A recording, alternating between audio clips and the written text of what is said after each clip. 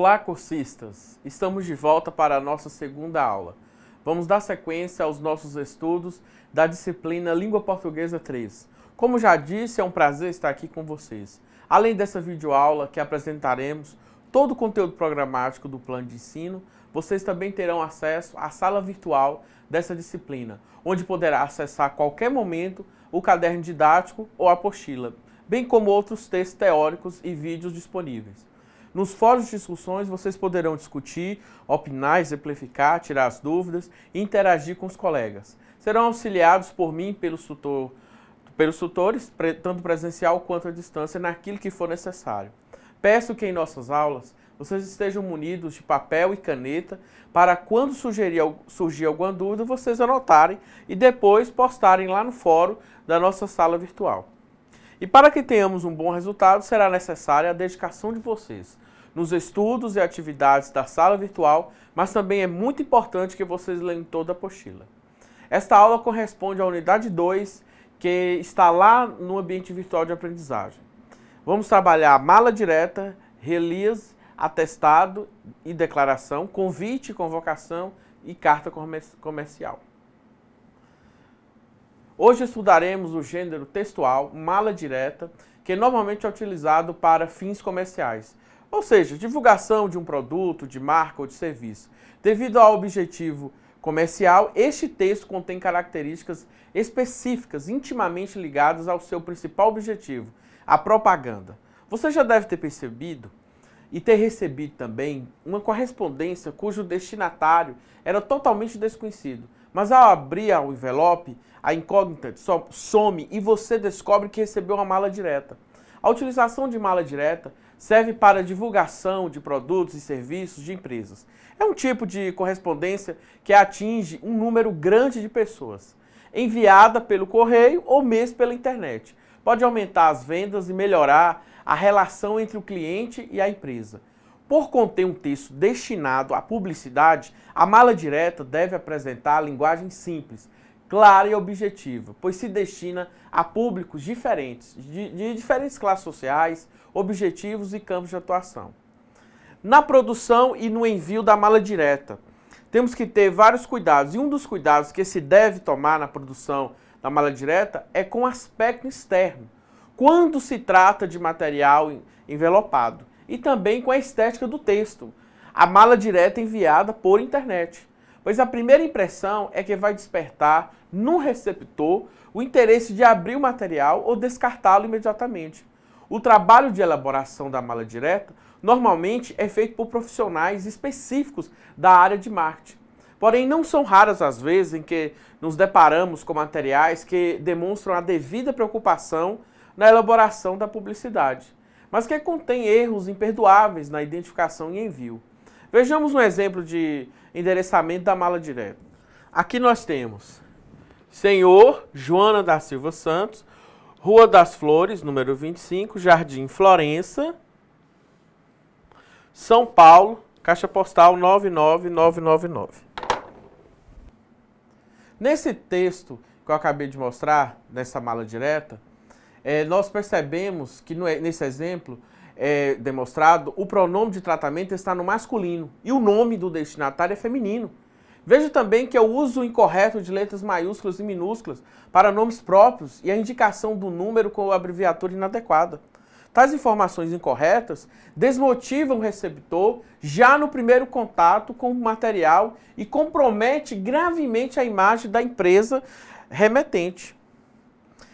Vemos assim que o cuidado com a linguagem e grafia adequadas deve perpassar o material desde sua elaboração até a emissão, evitando assim o risco de efeito contrário da mala direta. Um material mal elaborado, ao invés de divulgar, pode denegrir a imagem do anunciante. Vejam só, aqui nós temos: o seu desejo é, seja qual for o evento, tudo que você precisa está aqui. Vamos ver um outro aqui. Deixe seu laboratório ainda mais tecnológico. Nas compras acima de 5.000 em produtos Life tecnológicos. Causar uma boa impressão não tem preço. Aqui vocês estão vendo que é um tipo de mala direta, só que muito criativa. E com certeza isso vai fazer com que o nosso consumidor e receptor tenha vontade de consumir o produto.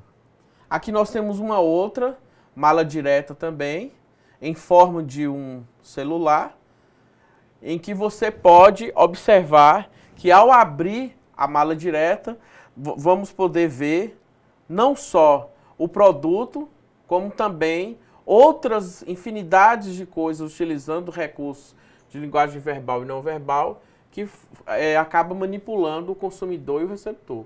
Você pode ter um claro GSM a custo zero. E aí você vê a calculadora com o valor zero. Ainda nessa aula eu quero mostrar para vocês o conceito de release, suas principais características e finalidade. Ao final da aula, você vai estar apto para a redação desse tipo de texto e também terá a percepção da importância do release para a promoção da imagem da empresa ou de fatos relacionados ao seu meio. O release é um material informativo distribuído entre jornalistas antes de eventos, solenidades, entrevistas, lançamento de filmes, livros e outras coisas mais. Normalmente, traz informações sobre fatos, programas ou assuntos para os quais se quer a atenção da mídia. Leia um exemplo de release e procure perceber as características desse texto para que, na sequência, a gente possa fazer uma discussão mais ampla. Olha só esse exemplo. Aqui nós temos um release onde vai, na verdade, informar o indivíduo sobre algo. Então aqui nós temos São Paulo. No próximo dia 30 de setembro, a cidade de São Paulo ganha um novo espaço. Mas que espaço é esse?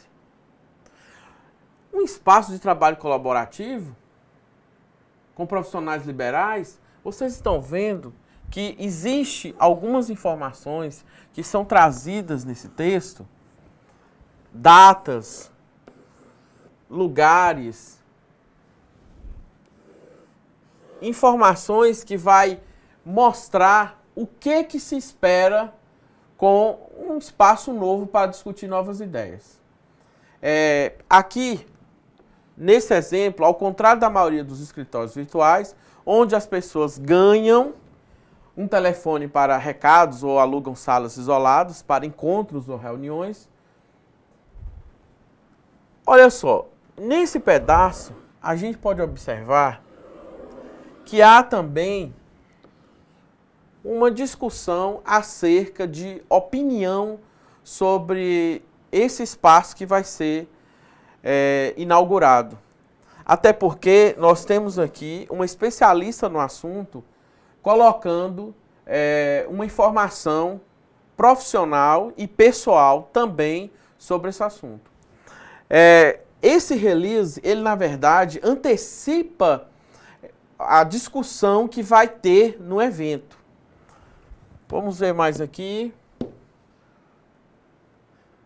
Aqui, nessa segunda parte do release, vocês estão vendo que com mais de 100 lojas, especialmente de moda, é considerado um ponto contra a cultura e parece ter mesmo na sua essência a marca da colaboração.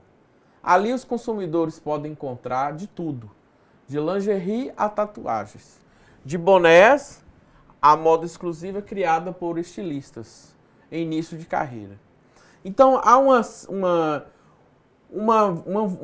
sequências de ideias para vender o lugar, o ambiente, o evento, para vender não só o que vai ter, como é esse evento, as pessoas que vão frequentar, mas o que vai estar lá para ser observado. Nós temos também, como eu disse no slide anterior, que os profissionais dão crédito ao release, que é para mostrar que esse release, ele na verdade vem demonstrar como que esse evento vai funcionar. Qual a expectativa que o cliente, qual é a expectativa que a população do lugar vai ter sobre determinado evento. E aí vocês vão vendo que ele continua dando informações de datas, de horas, o endereço, para que esse espectador fique antenado. O release se assemelha à notícia ou reportagem, mas é um texto que antecede a escrita da notícia completa. Por isso é utilizado no meio jornalístico para repassar informações sobre notícias e eventos, a fim de divulgar estes fatos ou acontecimentos antes da publicação ou divulgação da informação completa. Normalmente o release é um texto produzido pelo profissional de relações públicas de uma empresa ou instituição a fim de repassar aos jornalistas informações relacionadas ao evento, no intuito da publicação das informações. A intenção do profissional que redige esse texto é despertar o interesse do jornalista para a notícia. O jornalista, por fim, se interessado pelo assunto, vai buscar maiores detalhes e adequar os dados para divulgar na notícia completa. Este entendimento é importante, pois no meio empresarial podem ocorrer equívocos quanto à intenção de divulgação de uma notícia ou evento. Ao enviar o release para um jornalista, o profissional precisa ter muito claro que isso não garante a publicação do texto. Quem vai levar em frente a possibilidade de divulgação é o jornalista. Daí a importância de preocupar-se com as informações e as linguagens utilizadas para a escrita do texto, para persuadir o jornalista para a divulgação da nota completa. Você pode ser o profissional responsável pela escrita do release. Neste caso, certifique-se da efetivação ou não do processo de publicação. Nós vamos discutir agora as características e finalidades do atestado e da declaração. Esses textos são documentos que circulam no cotidiano de instituições públicas e privadas, a fim de justificar, esclarecer ou comprovar algo a quem possa interessar. O atestado e a declaração são documentos semelhantes, não havendo no aspecto formal nenhuma particularidade que os distingua.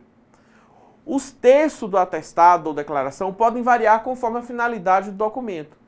Vamos ver aqui um exemplo. Atestado de comparecimento. Atesta-se para os devidos fins que fulano de tal, RG, tal, compareceu a eventos, seminários e eventos no Sul, nos dias com carga horária de 40 horas. A data, o local e a data. O nome da instituição e o do participante. Podemos ver também que o timbre e a logomarca devem aparecer nesse documento. Os atestados podem ser utilizados para comprovar comparecimento, idoneidade, tempo de trabalho, vínculo empregatício, entre outras coisas. Mesmo variando o formato do texto, para que o atestado e a declaração cumpram sua finalidade, é importante que contenha elementos imprescindíveis, como informações completas para entendimento da finalidade e também dados de quem assinatura, data e local, como acabei de mostrar. Vamos ver aqui um exemplo de declaração emitida por uma instituição pública. Declaração para fins de saque no PASEP. Declaro para os fins de saque de cotas no Programa de Formação do Patrimônio do Servidor Público, PASEP, de que trata o parágrafo 4º do artigo 5º da Lei Complementar número 8, de 3/2/70, e por aí vai, definindo todas as informações que estão na declaração. No final dessa declaração, contendo todas as informações, inclusive nome do servidor, detalhes, nome da mãe do servidor, o dia de nascimento, o local onde nasceu, números dos documentos, que isso é muito importante, ser emitido numa declaração, para mostrar a vericidade, as informações, para quem possa ir buscar. No final, o nome da cidade, a data que foi emitida essa declaração. E aí vocês podem observar que nesse documento existe o logotipo da empresa ou da universidade, juntamente com as informações nesse documento. E logo embaixo os endereços, telefones que correspondem ao da empresa. Nestes documentos, a linguagem utilizada é formal. Linguagem utilizada para documentos oficiais. Por isso, atente-se para a grafia correta e para a seleção de termos específicos relacionados à finalidade do atestado ou declaração. Em alguns casos, erros ortográficos ou emprego de termos inadequados podem invalidar o documento. Continuando esses nossos gêneros textuais de empresariais oficiais, vamos discutir agora sobre o convite e a convocação. Eles fazem parte de uma comunicação utilizada quando a intenção é pedir o comparecimento de alguém a algum evento ou cerimônia.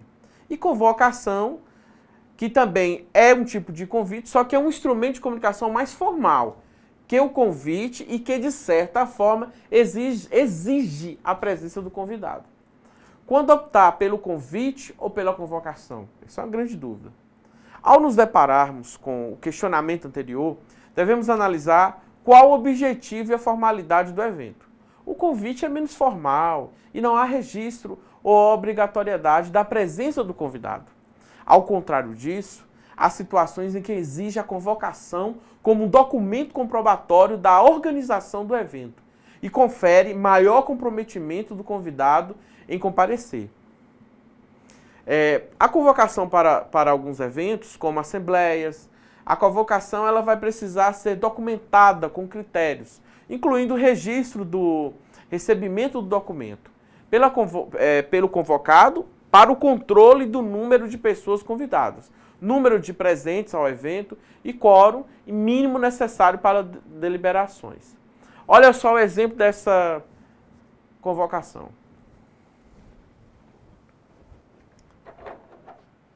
Aqui nós temos edital de convocação de eleição para representantes dos empregados na CIPA.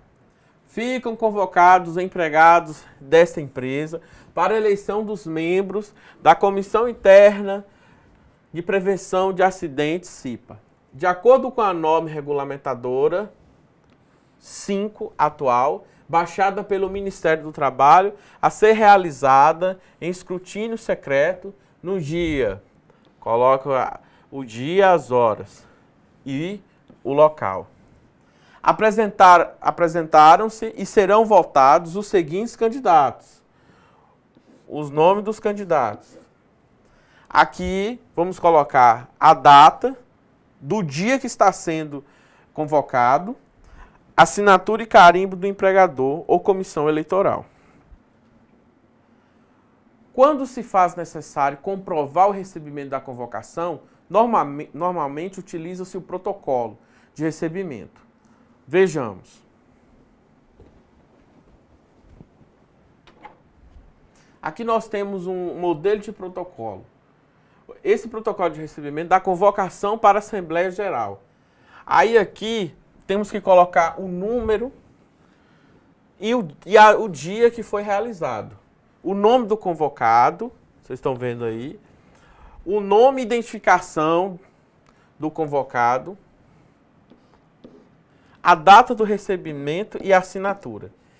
Esse protocolo vai colaborar com a organização, né, da empresa, da instituição em si, e vai deixar claro se esse convocado, como esse aqui, João das Flores, recebeu ou não essa convocação. A informalidade do convite está relacionada à presença do convidado, mas não à linguagem utilizada para a redação do texto. Precisamos estar atentos quanto à redação do convite, que deve apresentar uma linguagem adequada à norma culta e também às informações do evento motivador do convite. Algumas informações são imprescindíveis para evitar que o convidado tenha dúvidas quanto ao evento e ainda para prevenir incômodos, como, por exemplo, várias pessoas entrando em contato para esclarecer uma informação que não ficou clara no convite. E o profissional responsável tendo que atender inúmeras ligações telefônicas ou responder a várias mensagens eletrônicas para responder ao mesmo questionamento. Veja que um pequeno descuido pode causar grandes transtornos no dia a dia do profissional. Na sequência, vamos demonstrar agora para vocês as informações consideradas imprescindíveis para um bom entendimento de um convite.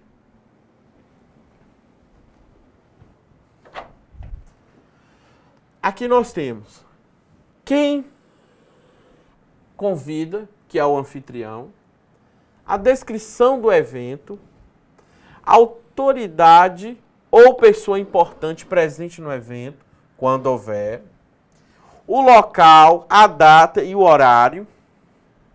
Se necessário, anexar um mapa da localização, dados para confirmação de presença, quando necessário, traje, quando necessário.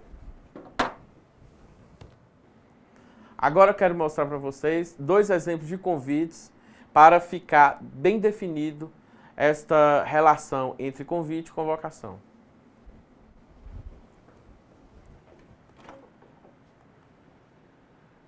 Aqui nós temos um convite. A Ordem dos Advogados do Brasil, por seu presidente Antônio Augusto, e a editora Conceito Editorial convidam para o lançamento do livro O Retrocesso da Igualdade entre Cônjuges e Companheiros, de autoria do advogado Lucas Pimenta Júdice. Aí aqui nós temos a data, 18/11/2008, terça-feira, aqui deixou claro qual é o dia da semana, o horário, 18 horas, o local, OAB, e o endereço aqui do edifício. E o nome da cidade, porque há eventos que outras pessoas de outros estados, outras regiões, possam ser interessadas.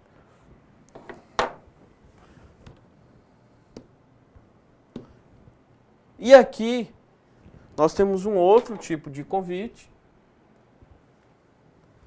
A arte que ganhou as ruas, agora mais próximas de você.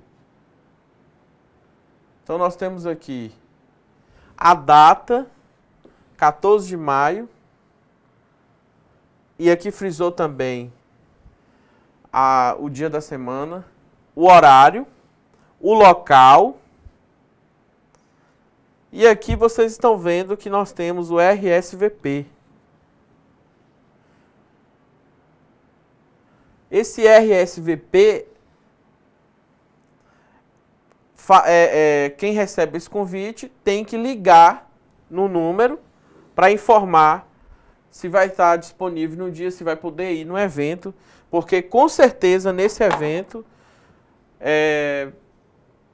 farão cálculo de quantidade de pessoas.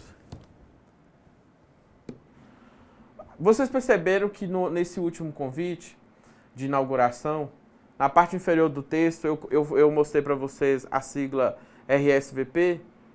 Então, RSVP, como eu disse, que em francês significa responder s'il vous plaît, é uma expressão francesa, né, que quer dizer responda por favor.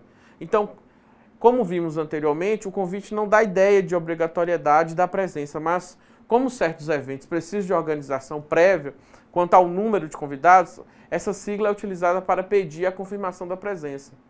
Então, ao redigir o convite, quando utilizar essa sigla, é preciso informar um telefone, outro meio de contato, para que o convidado responda ao pedido.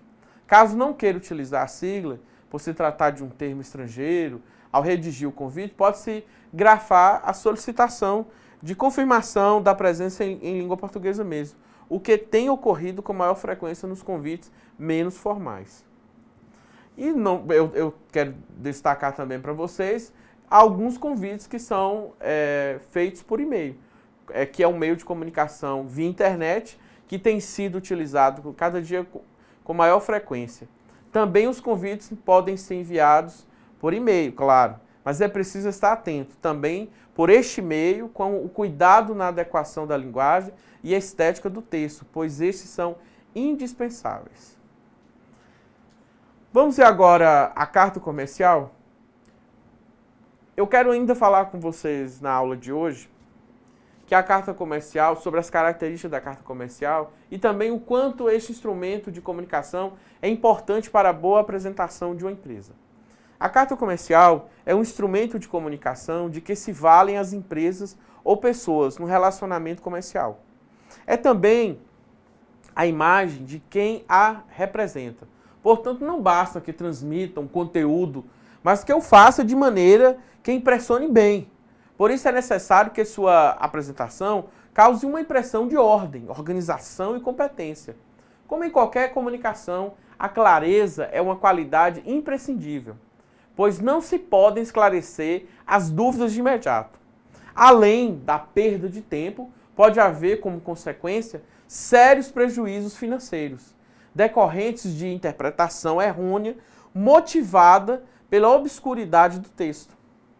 Então, o mínimo exigido de uma carta é que ela seja inteligível. Deve-se também usar um vocabulário simples, atual, com os termos bem estruturados nas frases. No mundo empresarial, tempo é dinheiro. Tempo de quem redige e de quem lê. A carta tem de ser, portanto, concisa. Ou seja, deve ter a informação completa, com o menor número de palavras, sem se alongar entre introduções ou encerramentos, já em desuso há muito tempo. Cuidado com expressões já em desuso, como venham por meio desta. A correção gramatical é importante. É necessário tomar cuidado com o emprego dos pronomes de tratamento, que deve ser uniforme, sem que se misture a terceira pessoa gramatical com a segunda, como já estudamos em outras aulas aí anteriores. Há os elementos da carta comercial que tem que ficar claro. Local e data. Como a gente já viu sobre a estética do texto, a escrita do local e a data deve ser grafada cuidadosamente, seguindo a norma para a grafia correta do mês e ano. São Paulo, 10 de outubro de 2011, por exemplo. Destinatário. Deve ser escrito 2 espaços abaixo da data. Somente a primeira letra do nome é grafada em letra maiúscula. Não se usa mais a ou ao antes da identificação do nome do destinatário.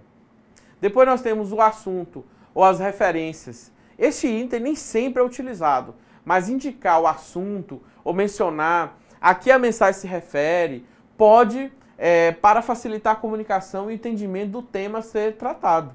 Quando utilizado, este item deve ser grafado 2 espaços após o destinatário. E aí nós temos o vocativo, né? O vocativo é o pronome de tratamento que deve estar em plena conformidade com o destinatário da comunicação. O pronome de tratamento deve ser grafado por extenso, 2 espaços abaixo do assunto e ser finalizado por 2 pontos. Senhor, senhora, prezado, prezados, prezada, prezadas. E aí nós temos também o texto ou a mensagem, que deve ser escrito com objetividade, como eu disse, e clareza, evitando expressões do tipo venho por meio dessa solicitar, tenha presente a finalidade de informar, é com muito prazer que... Vamos ver as formas mais utilizadas para iniciar um texto? Comunicamos que, solicito, informamos, convidamos, convocamos. E o encerramento? É a despedida do comunicado. Deve ser gentil e educado, mas cuidado com o grau de formalidade. Esse texto deve ser terminado em vírgula, pois antecede a assinatura, que é o final do texto. Deve-se deixar 2 espaços entre a mensagem e o encerramento, e também 2 espaços entre o encerramento e a assinatura. Então, utilize expressões como cordialmente, atenciosamente. Evite expressões como sem mais para o momento, nada mais a constar. E aí nós temos a assinatura. O local para assinatura é identificado pelo nome e cargo do responsável. Lembre-se que não se utiliza mais o traço antes do nome. que deve ser grafada em fonte igual à utilizada no restante do texto, sem destaque em negrito ou maiúsculo. Então nós temos também a abreviação de ATT, se refere ao termo em língua inglesa e que significa anteciosamente em português, mas atualmente a expressão é considerada inadequada, privilegiando o termo por extenso em língua portuguesa. Vamos ver aqui uma imagem para exemplificar melhor. Então aqui nós temos essa carta comercial, onde aqui vamos ter o timbre da empresa, a logomarca, a data, Goiânia, 2 de março de 2011. Aqui nós temos o nome do diretor-geral, a Rua das Américas, Belo Horizonte, que é o nosso destinatário. O assunto, depósito bancário. E aqui, o texto. Prezado senhor. Olha só, aqui a gente tem uma carta não tão formal. Prezado senhor. Confirmamos o recebimento de uma reivindicação de depósito no valor de R$3.000, referente ao mês de fevereiro. Informamos que o valor foi depositado no dia 1º de março, na agência 0003, conta corrente 32225, Banco dos Empresários. Por favor, solicitamos a verificação do depósito e que o senhor nos comunique a efetivação do pagamento. Pedimos desculpa por não termos efetuado o depósito anteriormente, mas não possuíamos os dados da sua nova conta bancária. Agradecemos a sua compreensão e aguardamos o contato. Atenciosamente, Amélia de Souza, gerente comercial. Então, uma carta bem objetiva e que em poucas linhas relatou todo o problema e a situação. E com isso, encerramos o assunto da nossa segunda videoaula. Eu espero que vocês tenham gostado e que tenham absorvido ao menos um pouco do que vimos aqui. Lembre-se de acessar a sala virtual, participar dos fóruns, postar os seus comentários, as suas dúvidas, responda a questão proposta, mas também interaja com os colegas, dê sua opinião.